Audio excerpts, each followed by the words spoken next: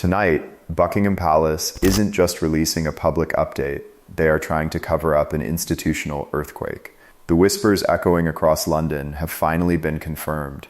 King Charles is officially stepping back from all public duties. Power inside the British monarchy has fundamentally shifted to Prince William and Catherine.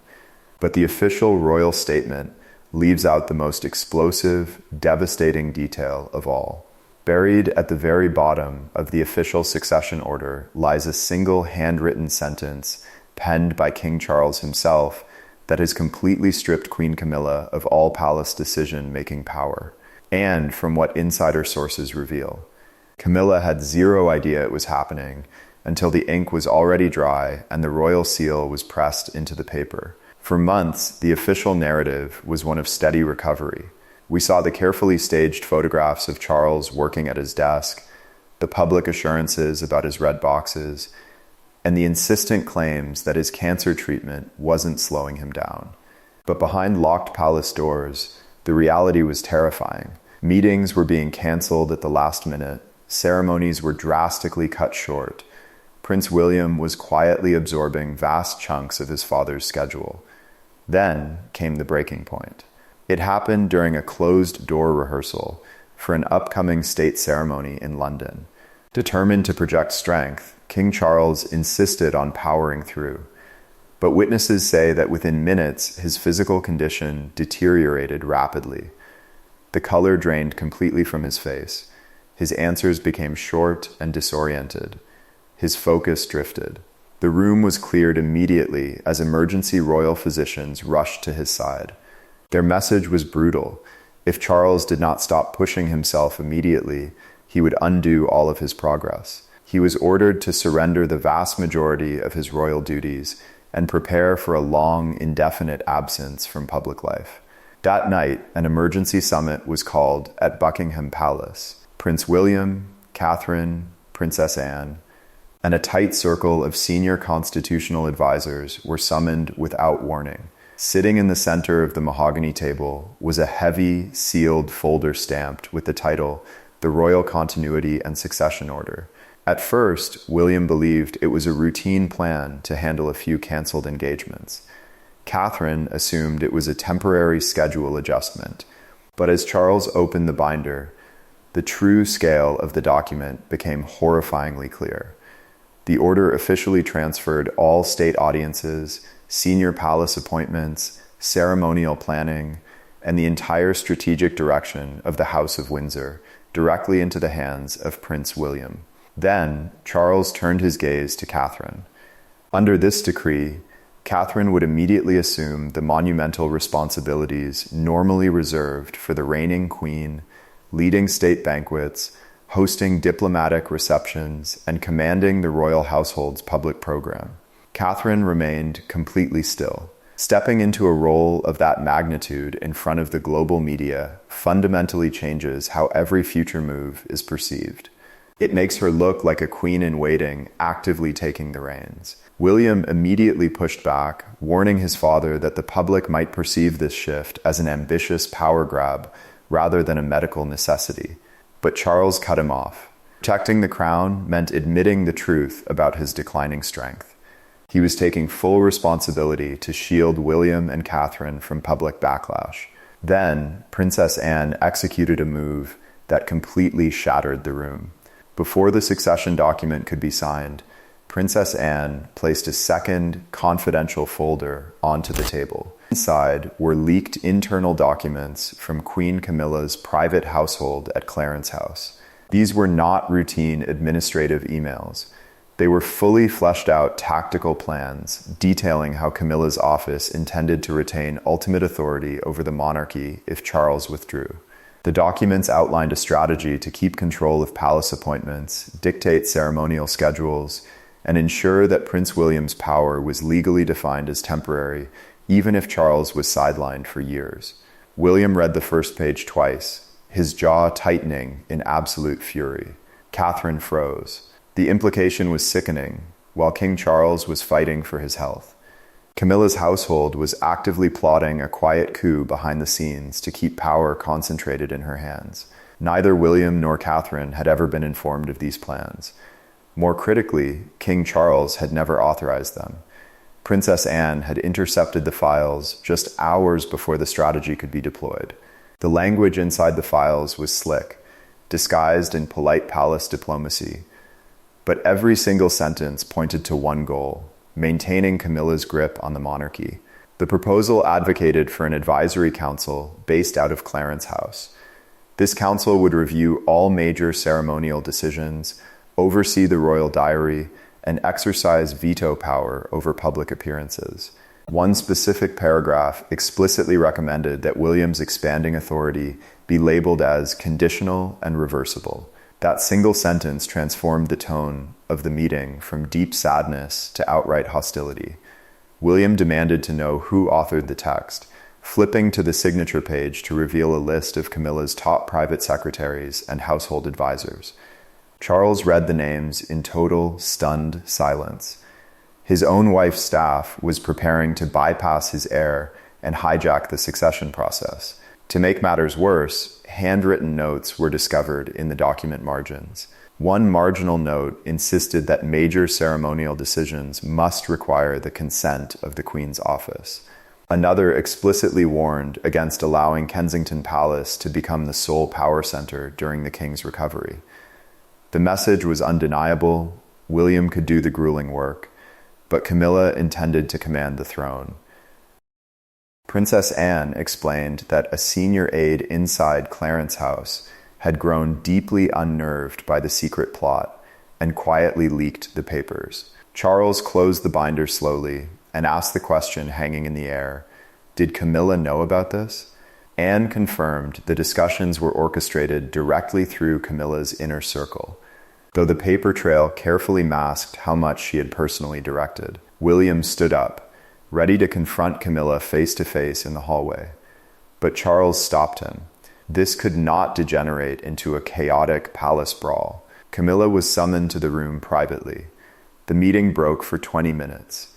William paced near the floor to ceiling windows overlooking the gardens, his cold anger radiating across the room. Catherine joined him, offering a vital warning. The documents were dangerous precisely because they sounded so reasonable on the surface.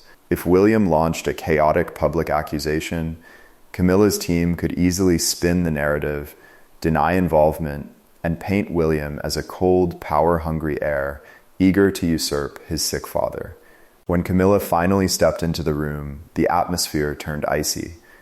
Charles sat at the head of the table with the folder closed. William stood motionless by the fireplace. Catherine sat directly across from the empty chair left for Camilla. No one raised their voice. The deafening silence said everything. Charles asked her directly whether her household had organized an unofficial council to control the monarchy from Clarence House. Camilla paused, carefully choosing her words. She claimed her staff was merely being responsible and preparing for all legal contingencies. She framed the plot as necessary experience, arguing that an institution facing unprecedented uncertainty could not afford to cast aside her diplomatic knowledge and palace ties. Then, Camilla made her move. She demanded that the succession order be amended on the spot. She proposed a formal, legal compromise. She would retain complete authority over state banquets, royal patronages, senior household appointments, and the public diary. William would handle high-level constitutional affairs, and Catherine could stand beside him purely as a representative figure. It was framed as a peaceful compromise. In reality, it was a trap. Catherine looked Camilla directly in the eyes and asked a single, fatal question. When William and your office disagree on a critical decision, who holds the final authority? Camilla replied that the king's wishes would resolve any conflict. But Catherine exposed the fatal flaw. Charles's severe illness was the entire reason the document existed in the first place. Camilla's proposal would force a recovering, sick monarch to constantly intervene in intense political feuds from his bed, tearing the royal household apart from within. Princess Anne then slid the leaked proposal back across the table, pointing directly to the clause that described Prince William's power as reversible. That word ended all negotiations. Charles turned to Camilla and declared firmly that no amendment would ever be made that weakened his heir's authority or created a competing second court. Camilla's composure broke. She looked at William and asked, "Is this what you want?" William replied coldly, "I didn't write this order. My father did." Realizing her gambit had failed, Camilla turned and walked out of the room, shutting the door softly behind her. But no one in that room mistook her calm exit for surrender. The handwritten trap that sealed her fate with Camilla gone, Charles turned to his top constitutional advisor with a critical question. Could Camilla's office attempt to legally challenge or bypass the order after it was signed? The advisor gave a sobering assessment. A transition of power could easily be disrupted through quiet, bureaucratic resistance. Camilla's office could claim rights to consultation, delay high-level appointments, tie up ceremonial plans in legal red tape, or stall public appearances. While it wouldn't overthrow William, it would cripple his ability to lead and force Charles back into the chaotic fray. William looked at his father and made his position absolute. He would not accept a compromised authority built on public embarrassment, nor would he let the public think he took advantage of his father's illness. Charles agreed. The transition had to be ruthless, clear, and unbreakable. The advisors sat down to rewrite the document line by line.